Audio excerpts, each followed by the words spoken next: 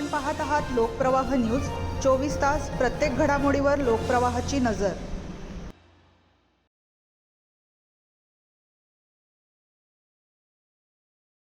मनपाकडून कचरा, प्लास्टिक आणि डेब्रिज प्रकरणी 41,28,000 दंड, नियम मोडणाऱ्यांना दणका।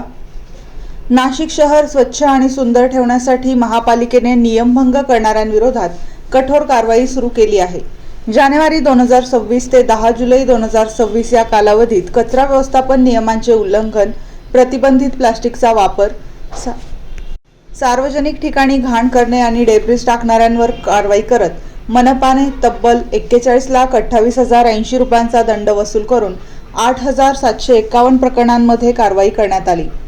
ओला आणि सुका कचरा वेगळा न करणे तसेच कचऱ्याचे विलगीकरण न केल्याप्रकरणी 4,067 प्रकरणांमध्ये 14,88,500 रुपयांचा दंड वसूल करण्यात आला। सार्वजनिक ठिकाणी कचरा टाकणे, नदी नाल्यांमध्ये घाण करणे आणि घनकचरा व्यवस्थापन नियमांचे उल्लंघन करणाऱ्यांविरोधात 3,000 प्रकरणांमध्ये 3 लाख रुपयांचा दंड, तर सार्वजनिक ठिकाणी अस्वच्छता करणाऱ्या 307 जणांकडून 4,03,190 रुपये वसूल करण्यात आले। बांधकामाचा मलबा म्हणजे डेब्रिज मोकळ्या जागेत टाकणाऱ्यांवरही कारवाई करत 6,79,900 रुपये वसूल करण्यात आले। प्रतिबंधित प्लास्टिक वापरणाऱ्या 183 प्रकरणांमध्ये 9,40,000 रुपयांचा दंड, तर कचरा जाळणाऱ्या 36 जणांकडून 91,000 रुपयांचा दंड आकारण्यात आला।